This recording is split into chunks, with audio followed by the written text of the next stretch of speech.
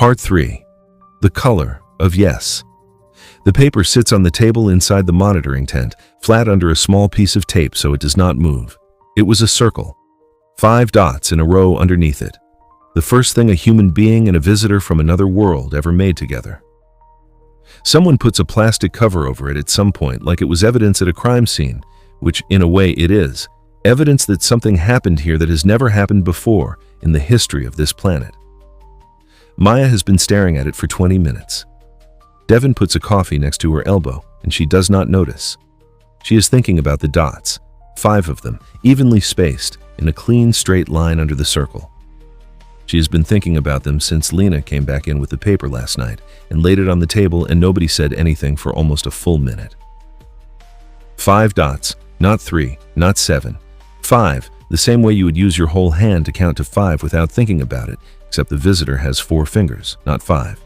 So 5 is deliberate. 5 means something specific. She picks up her own pen and draws the same thing on a fresh piece of paper. Circle, 5 dots. She stares at it.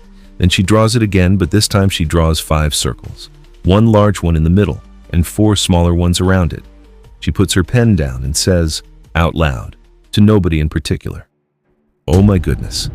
Devin, stirred, looks up from his screen. She says, "It is not just showing us where it came from." She picks up the 2 drawings and holds them side by side and says, "Look, Devin, 5 dots in a line, or 5 bodies in orbit. What if it is telling us how many worlds are in its system? What if this is a map of everything it knows?" Devin looks at the 2 pieces of paper and says, "Dr. Maya Chen, you need to show that to Lena right now." Maya is already walking out the door. Lena is in the field when Maya finds her. It is early, barely 7 in the morning, the sky still pale, and the grass wet with cold dew. She is sitting in her usual spot about 40 feet from the visitor, who is already out of the ship and already looking at her, the same way it is every morning when she arrives, like it has been waiting and is glad she is back. Maya walks across the field fast and crouches down next to Lena and holds out the 2 drawings. Lena looks at them. She looks at the original paper in her other hand. She looks at Maya. Maya explains. The 5 dots, the 5 orbits, the possibility that every line the visitor draws is a piece of information about a whole system of worlds, not just one. Lena is quiet for a moment. She looks at the visitor across the field. It is watching them both, its color a steady, calm, pale blue in the morning air.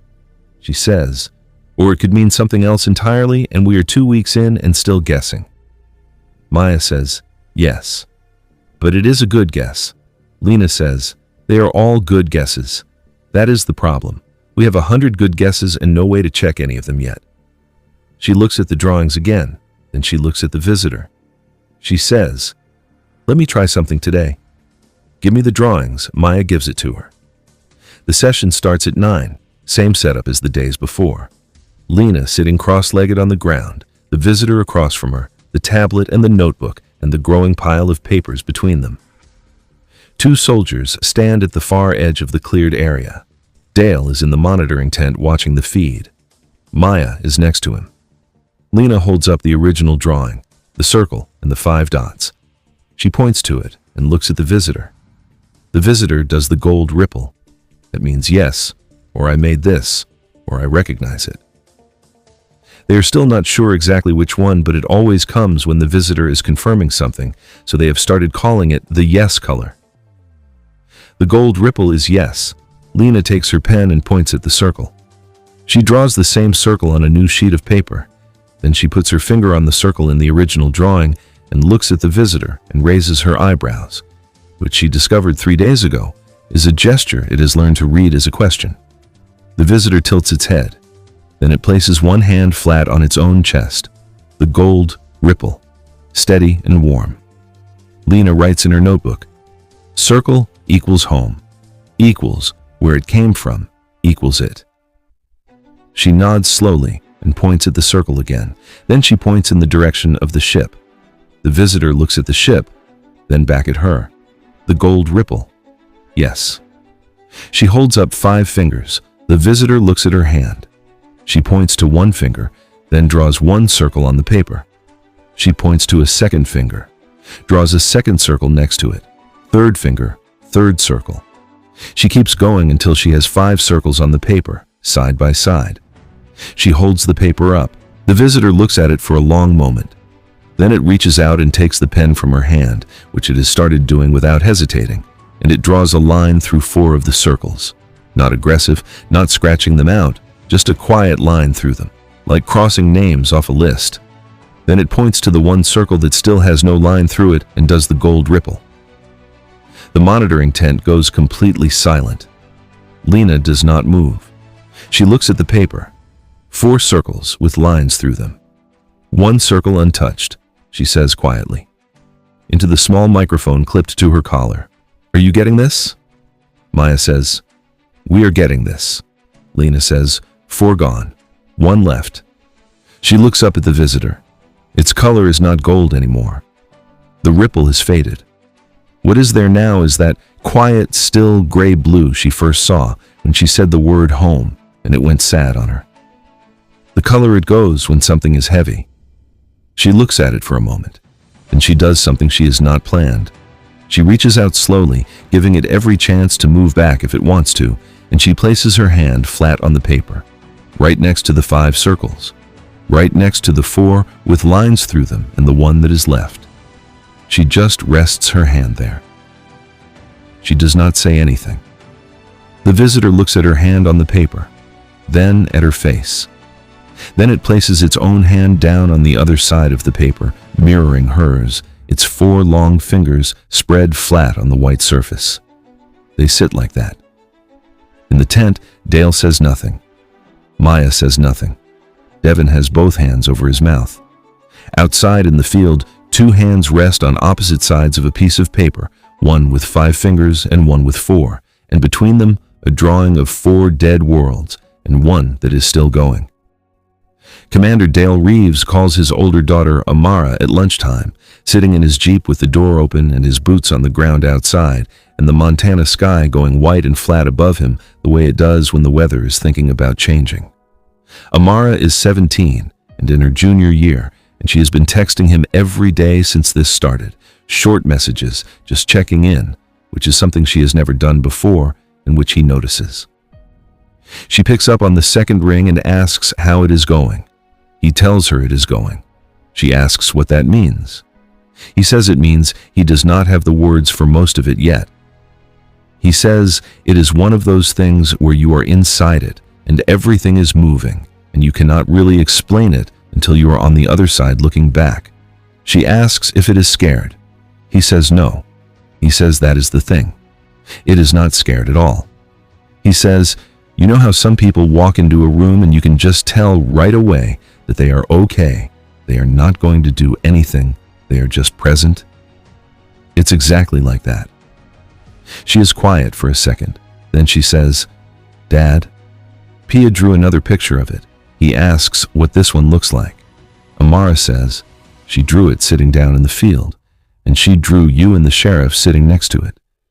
He looks out at the field from where he is parked.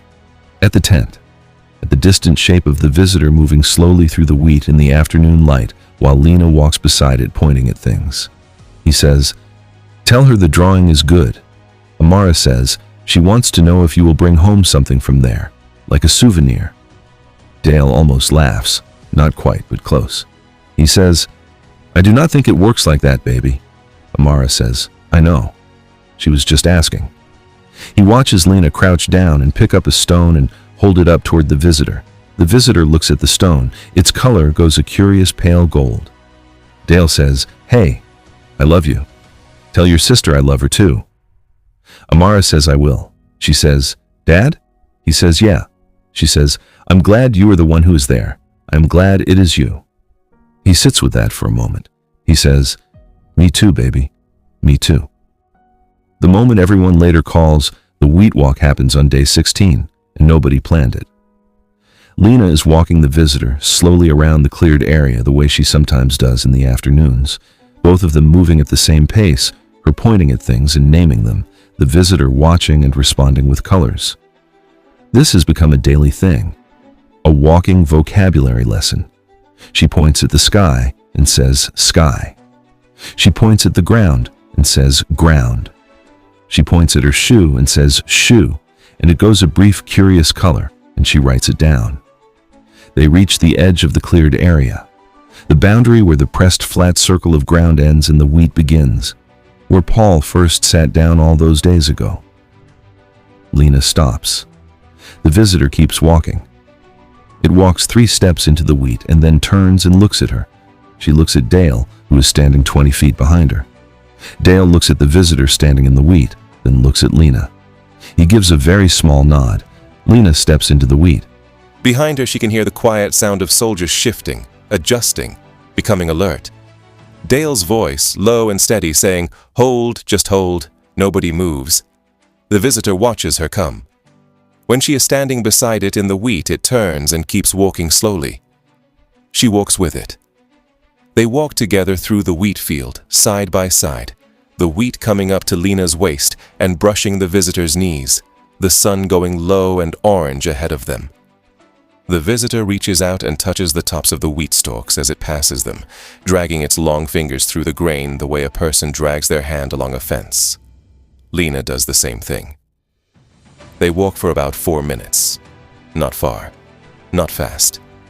Just 2 very different creatures walking through a field in Montana in the late afternoon, touching the same wheat. When they turn back toward the camp, Lena looks over at it. She says, "Did you have fields where you came from?" No answer, of course. No way to answer that yet. But its color, slow and steady, goes a deep, warm amber. The color of last light. The color she has come to understand means something like memory, or something like longing, or maybe just something like beauty. She is not totally sure yet which one it is, and she is not in a hurry to decide, because deciding too fast is the thing that gets you wrong. She just walks beside it. Maya is on the phone with Dr. Frank Adler at 9 in the evening, sitting on the hood of a truck outside the tent with her jacket zipped and the stars overhead, and they are arguing again the way they always argue. Not mean.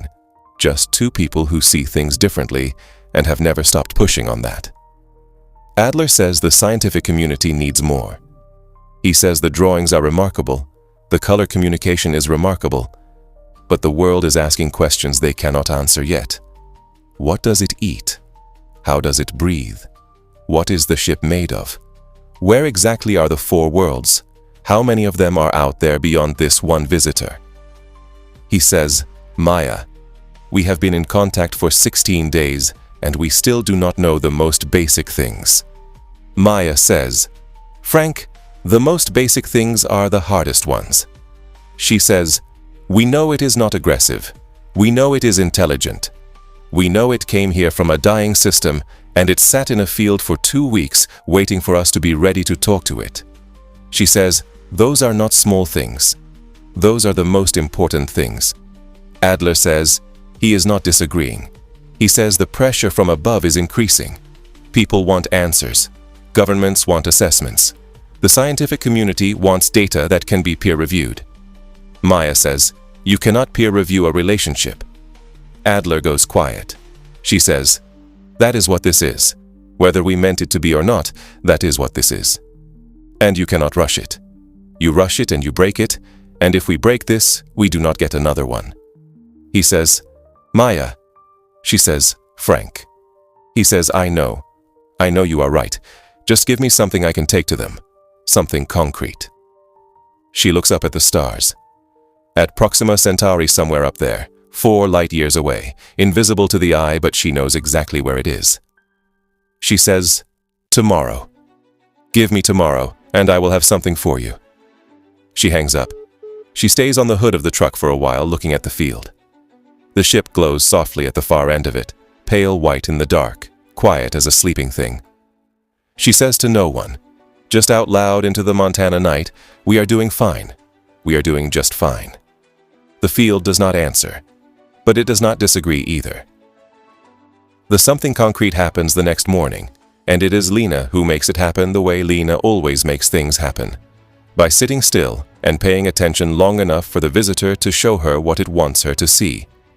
She comes to the session with a new tablet, a better one, that can display images cleanly. She has loaded it with photographs. not random ones. She has spent the night choosing carefully. Simple things, a seed, a mountain, an ocean, a city at night, a child's face, a fire, the sun, the moon, a flower opening in time-lapse, a star going supernova.